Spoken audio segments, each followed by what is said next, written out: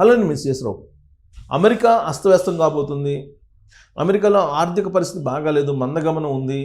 అమెరికాలో ఉద్యోగాలు పోతూ ఉన్నాయి. అక్కడ ఉండేటువంటి వాళ్ళకి వీసాలు రద్దు చేస్తూ ఉన్నారు, తిరిగి మళ్ళీ స్వదేశాలకు వస్తున్నారు. ఇలాంటి న్యూస్ తరచూ ఈ మధ్యకాలంలో వినిపిస్తుంది. ఎప్పుడైతే అమెరికా అధ్యక్షుడిగా ట్రంప్ బాధ్యతలు స్వీకరించారో ఆ రోజు నుంచి ఇలాంటి న్యూస్ తరచూ కనిపిస్తున్నాయి. వీటికి తోడు ప్రకృతి కూడా ఆ దేశం మీద ప్రకోపించినట్టు కనిపిస్తుంది. ఎందుకంటే తాజాగా కొన్ని వందల విమానాలు, వందలు కూడా కాదు, వేల విమానాలు, కొన్ని వేల విమానాలు పైకి ఎగరలేనటువంటి పరిస్థితి అమెరికాలో నెలకొంది. దానికి కారణం ఏంటో తెలుసా? మంచు తుఫాన్లు. ఈ మంచు తుఫాన్ల కారణంగా కొన్ని వేల విమానాలు ఆలస్యంగా నడుస్తుంటే కొన్ని వందల విమానాలు ఎయిర్పోర్ట్లోనే ఆగిపోయాయి. దీని కారణంగా భారీ నష్టం అమెరికాకి జరిగింది. కొన్ని రాష్ట్రాల్లో ఎమర్జెన్సీ కూడా ప్రకటించారు. అంటే ఇది ప్రకృతి అమెరికా మీద కన్నెర్ర చేసిందని చెప్పడానికి ఇది ఒక సంకేతం. ఈ మధ్యకాలంలో చాలా జరిగినాయి. అక్కడ వరదలు వచ్చినాయి, తర్వాత ఈ తుఫాన్లు వచ్చినాయి, ఇప్పుడు మంచు తుఫాను. గతంలో కూడా వచ్చేవి, ఇప్పుడు ఇంకా తీవ్రత పెరిగింది. అక్కడ అసలే ఆర్థిక పరిస్థితులు బాగాలేవు. అక్కడ ఉండేటువంటి వాళ్ళు నిరసనలు వ్యక్తం చేస్తున్నారు ట్రంప్ మీద. అక్కడ ఉండేటువంటి ఇమ్మిగ్రెంట్స్ కూడా దడదడ గుండెల్లో పరిగెత్తున్నటువంటి పరిస్థితి. ఎప్పుడు ఏమవుతుందో తెలియని పరిస్థితి. ఈవెన్ గ్రీన్ కార్డు హోల్డర్స్ని కూడా స్వదేశానికి పంపించేటువంటి పరిస్థితి కనిపిస్తూ ఉంది అక్కడ. ట్రంప్ ఎప్పుడు ఏ విధంగా నిర్ణయం తీసుకుంటాడో కూడా అమెరికా పౌరులకు అంతుపట్టడం లేదు. ఇంకోటి ఏంటంటే అమెరికాలో ఉండే కార్పొరేట్ దిగ్గజాలు కూడా విదేశీ బాట పడుతూ ఉన్నాయి.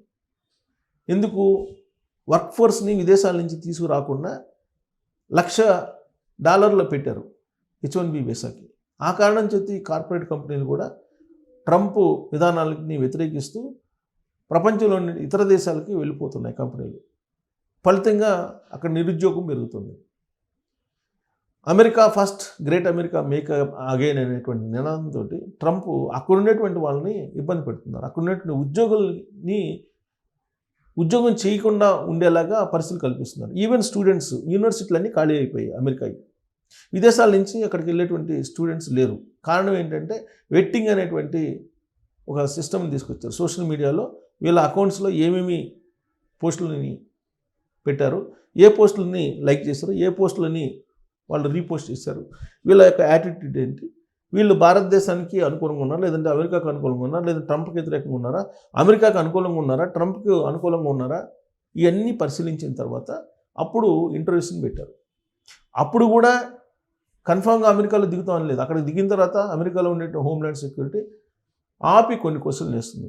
వాళ్ళు సాటిస్ఫై అయితేనే అమెరికాలోకి అడుగు పెట్టడానికి అవకాశం ఉంది. అమెరికాలోకి అడుగుపెట్టిన తర్వాత కూడా మళ్ళా అక్కడ ఉండేటువంటి చట్టాల ప్రకారం వాటికి ఉండే అనుగుణంగా ఖచ్చితంగా నడుచుకోవాలి. లేదంటే ఇంతకు ముందులాగా ఫ్రీగా ఉండేటువంటి పరిస్థితి లేదు.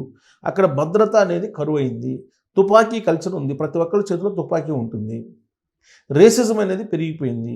భారతీయులన్నా చైనీయులన్నా గన్ తీసుకొని పేల్చేసినటువంటి పరిస్థితి అమెరికాలో కనిపిస్తుంది అనేది ఇప్పుడు తరచూ వినిపిస్తున్నటువంటి న్యూస్. అది అన్ని చోట్ల లేకపోవచ్చు, కానీ కొన్ని ప్రాంతాల్లో ఇప్పుడు ఎమర్జెన్సీ ప్రకటించారు అమెరికాలో. ఎందుకు ఎమర్జెన్సీ ప్రకటించారనంటే మంచు తుఫాను కారణంగా. ఏంటి ఆ మంచు తుఫాను, ఎన్ని విమానాలని రద్దు చేశారనేది చూద్దాం. సో ఇక్కడ మంచు తుఫాను కారణంగా న్యూయార్క్, న్యూజెర్సీ రాష్ట్రాల్లో ఎమర్జెన్సీ ప్రకటించారు. న్యూజెర్సీ, న్యూయార్క్లో. మన వాళ్ళంతా ఎక్కువ మంది ఇక్కడికి వెళ్తుంటారు. న్యూజెర్సీ, న్యూయార్క్, అట్లాంటా, డల్లాస్ ఇలాంటి ప్రాంతాల్లో ఉంటారు. అక్కడికి వెళ్తే కనుక మనం అమెరికాలో ఉన్నాం, హైదరాబాద్లో ఉన్నాం అనేది కూడా తెలియదు. అలా ఉంటుంది. అంతా ఎటు చూసినా మన వాళ్ళే ఉంటారు. ఇక ఒకే రోజు 5,500కు పైగా విమానాల ఆలస్యం, 860 సర్వీసులు రద్దు, విద్యుత్ లైన్లపై పేరుకుపోయిన మంచు, మిచిగాన్లో 30,000 ఇళ్లకు నిలిచిపోయిన పవరు. సో పవర్ లేదు, అక్కడ సర్వీసులు లేవు, ఎమర్జెన్సీ ప్రకటించారు. అమెరికాలోని ఈశాన్య ప్రాంతం, గ్రేట్ లేక్స్ పరిసర ప్రాంతాల్లో మంచు తుఫాన్ బీభత్సం సృష్టిస్తుంది. శుక్రవారం నుంచి మొదలైన మంచు వర్షం శనివారం నాటికి తీవ్ర రూపం దాల్చింది. సెలవుల సీజన్లో ప్రయాణాలు చేస్తున్న వేలాది మంది ప్రజలు ఈ తుఫాన్ దాటికి తీవ్ర ఇబ్బందులు ఎదుర్కొంటున్నారు. యాక్చువల్గా థ్యాంక్స్ గివింగ్ డేస్ ఇప్పుడు అమెరికాలో ఇప్పుడు మనకి ఈ 2 దాకా వాళ్ళకి థ్యాంక్స్ గివింగ్ డేస్ జరుగుతుంది. ఈ నెల మొత్తం వాళ్ళు ట్రిప్పులు వెళ్తుంటారు, బయటికి ట్రిప్పులు వెళ్తుంటారు అనేక చోట్లకి. అలాంటిది ఈ టైంలోనే వాళ్ళకి సర్వీసులు రద్దు చేసే పరిస్థితి వచ్చింది, విమానాలు రద్దు చేసిన పరిస్థితి, ఎమర్జెన్సీ ప్రకటించిన పరిస్థితి వచ్చింది. తీవ్రమైన మంచు గాలి వాన కారణంగా విమాన సర్వీసులు కుప్పగూలాయి. విమాన సర్వీసులన్నీ ఆల్మోస్ట్ నేలపై నుంచి పైకి ఎగరట్ల అన్ని ఎయిర్పోర్ట్లు ఉండిపోయాయి. శనివారం మధ్యాహ్న సమయానికి అమెరికా వ్యాప్తంగా దాదాపుగా 5,580 విమానాలు ఆలస్యంగా నడవగా కనీసం 860 విమానాలు పూర్తిగా రద్దయ్యాయి. ముఖ్యంగా న్యూయార్క్ మెట్రోపాలిటన్ పరిధిలోని 3 ప్రధాన విమానాశ్రయాలపై దీని ప్రభావం తీవ్రంగా పడింది. జాన్ ఎఫ్ కెనడీ అంతర్జాతీయ విమానాశ్రయంలో విమానాలు సగటున 2 గంటల ఆలస్యంతో నడుస్తున్నాయి. జాన్ ఎఫ్ కెనడీ అంతర్జాతీయ విమానాశ్రయం, అమెరికా వెళ్ళినప్పుడు నేను కూడా అక్కడే దిగాను.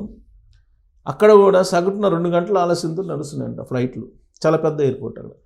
పరిస్థితి తీవ్రతను గమనించిన న్యూజెర్సీ గవర్నర్లు ఆయా రాష్ట్రాల్లో స్టేట్ ఆఫ్ ఎమర్జెన్సీ అత్యవసర స్థితి ప్రకటించారు. ప్రజలు అనవసర ప్రయాణాలు చేయవద్దని, వాతావరణ హెచ్చరికలను ఎప్పటికప్పుడు గమనిస్తూ అప్రమత్తంగా ఉండాలని సూచించారు. ఆదివారం రికార్డు స్థాయిలో 2.86 మిలియన్ల నుంచి మిలియన్ల మంది రికార్డు స్థాయిలో 2.86 మిలియన్ల మంది విమాన ప్రయాణాలు చేస్తారని అంచనా వేస్తున్న తరుణంలో ఈ తుఫాను ప్రయాణికులను కలవరపెడుతుంది.